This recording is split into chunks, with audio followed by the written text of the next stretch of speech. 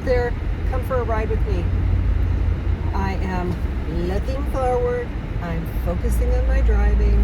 You guys know when I was on, was it True Conviction? They had me, just remembering that about driving and filming. They had me drive my car, it wasn't this car, and around Mesa, Arizona with Anna Nicolazzi next to me in the passenger seat and a producer, what do they call that, showrunner, laying down in the back seat. And this car was tricked out with cameras everywhere. So there was one like this is, but higher up, like stuck to my dash, filming from that way. There was one from the side, one from the back, filming between the two of us. And I was driving on busy city streets, being interviewed by her, and filmed, and driving, all at the same time. So if I could do that, I could do this. It is a gorgeous day. It's 81 degrees, but it doesn't feel that hot. It is an incredibly gorgeous day. Gorgeous week here in Pennsylvania. I'm headed to the next town over to finally get a pedicure on my hooves. It's been for weeks and weeks coming. I've been doing my own nails. That's a break. And so get my heels ground down. I know it sounds gross, but I get the cracked heels. And I'm on a hunt at Ulta. My favorite all-time lipstick that I'm wearing right now is not made anymore.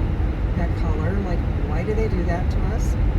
So I'm taking it with me to Ulta, and I'm just gonna swatch the hell out of it on my arm and see if I can find something similar, just because I want to.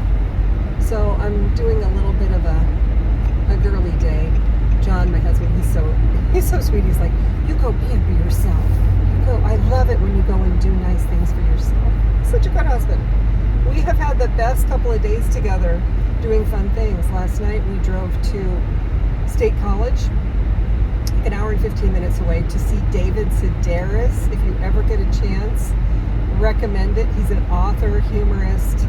He writes for The New Yorker, I believe, a lot. I discovered him on This American Life radio show. I've seen him, probably the 5th time I've seen him. It's different reading him than hearing him read his own work, because it's just such a great orator and reading his own stuff and the dramatic pauses, and he's such a quirky guy. He was wearing, for those of you who know David Sedaris, he's sort of a diminutive man with a big presence, but he's wearing this long white cream-colored coat that like goes to mid-calf, if not longer, like kind of puffy, and then these culottes underneath it. I've never seen him dressed like this, and that were like knee length, and then these crazy shoes that like were black, and the toes came way up on the end, but there was like a block, like a rectangle block. They were wild, these shoes. So he walks out. I think the first thing he says is, "Yes, I do look like an angel." This white thing. He's so funny. He's so unassuming. He really inspired me. We had such a good conversation on the way back.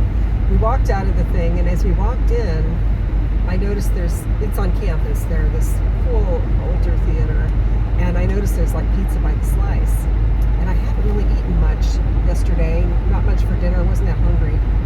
By the way, I tried the Starbucks protein latte, and they said, I don't know why, I was just feeling pressured to quickly make a decision, and they said, do you want to try the sugar-free? I should know better, because I have a terrible reaction to some sort of artificial sweeteners, and I was so out of sorts yesterday from that I just couldn't even hardly eat. It just, so there's one, I can't do that anymore. I can't mess around with that. I'm still kind of detoxing out of it today.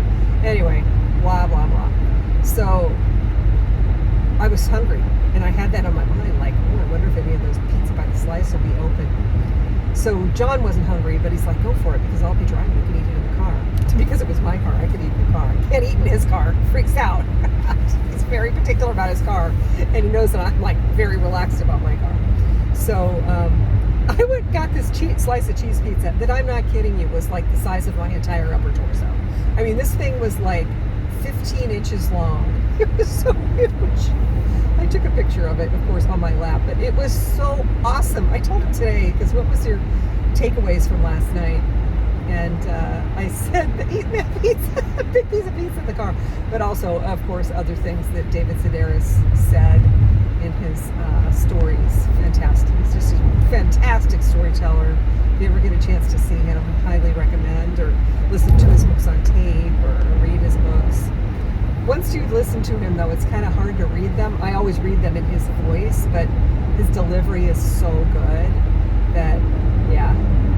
So we are in this massive creative spurt right now. And I took John today to this restaurant that I've discovered. Well, my friend Susan took me to it last week.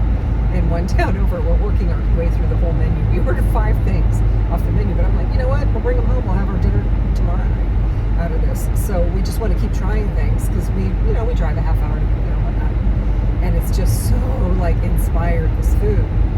So, that's all part of this, like their presentation and all that is so creative, and their flavors, the way they put things together, like chicken and waffles, for example.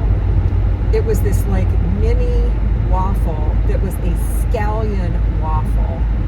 It was sort of like a Japanese inspired, so unbelievable, delicious. And anyway, so we're just in this creative boost right now.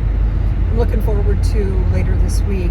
I told him I have this image of myself going up to my studio space and doing one of these, like knocking all the electronics off. Obviously I wouldn't do that, but like in my head I'm doing that, and replacing that space with my creative crafting that I do. And I will show you guys pictures of what I do, because I made these, I have to say, they're really incredible, these tabletop Christmas trees. And of course it's the time of year to be doing that, and I have lots and lots of supplies to be doing that. I just haven't done it for a couple of years, and it's time to kick it into gear. So I'm going to start that this Thursday.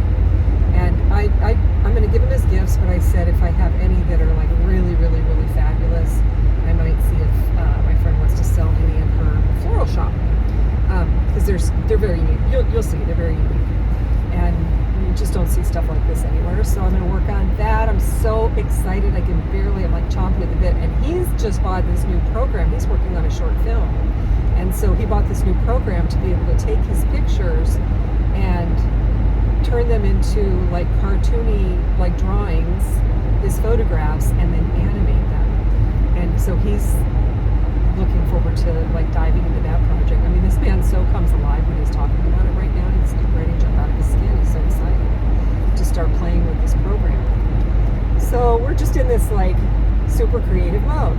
With that being said, I'm planning to do a flower arranging class that I know many of you are interested in. And this is what came to me today for the theme.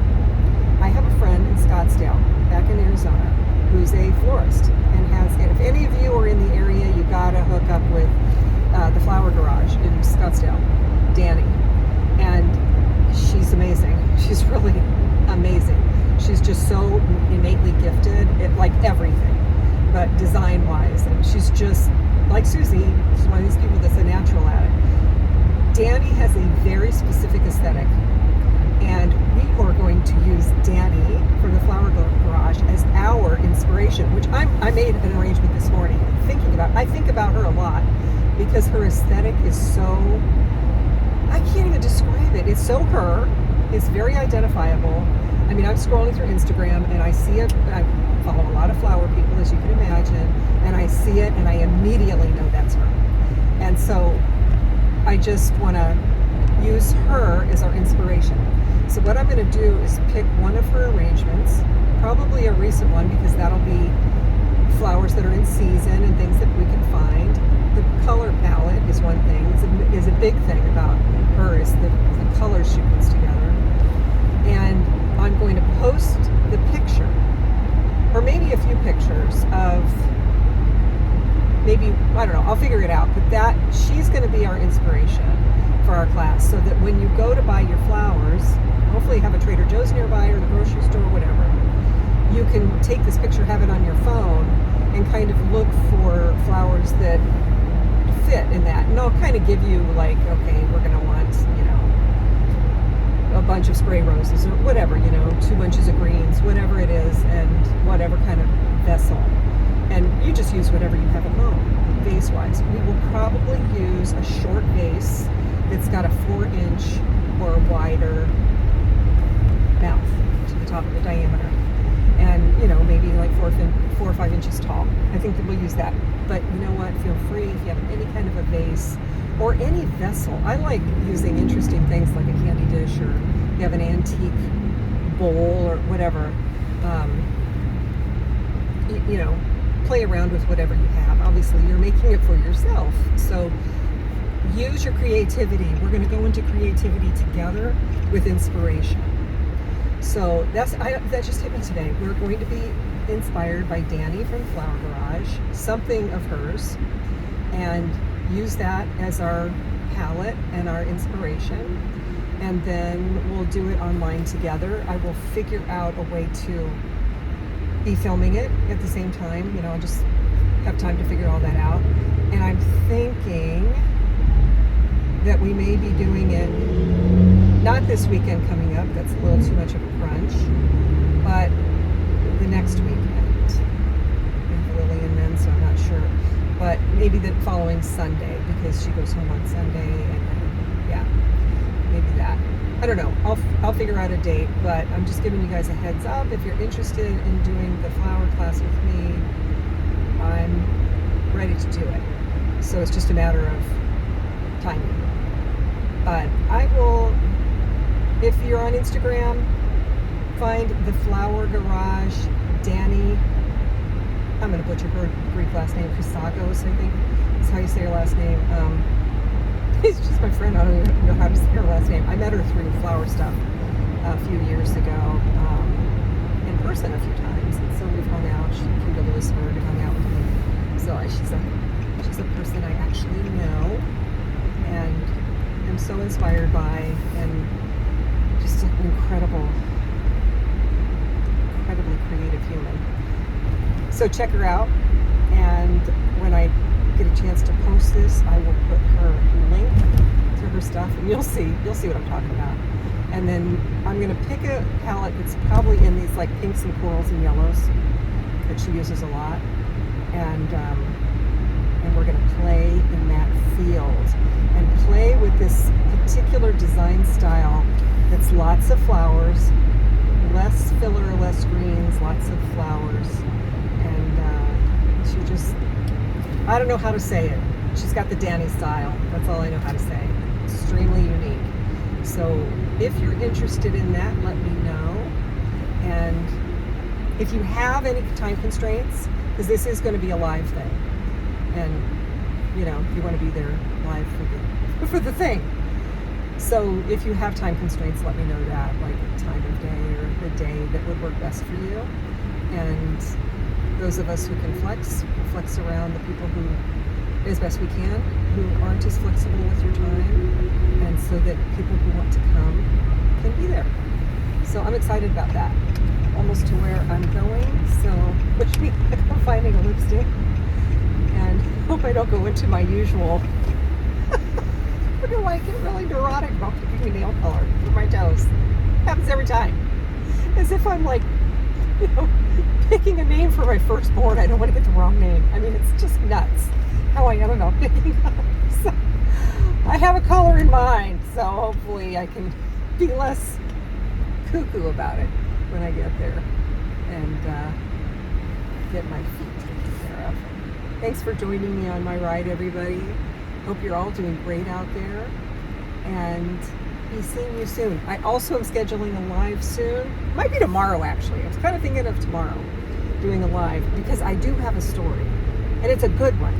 And it's a story about healing, forgiveness, redemption, as initiated by my puppy, Mr. Beasley. So I think you guys are going to like it. In fact, I think I dreamt last night that I was telling that story. So stay tuned for that. I might do it tomorrow. All right, catch up with you later. Have a good one. Bye for now.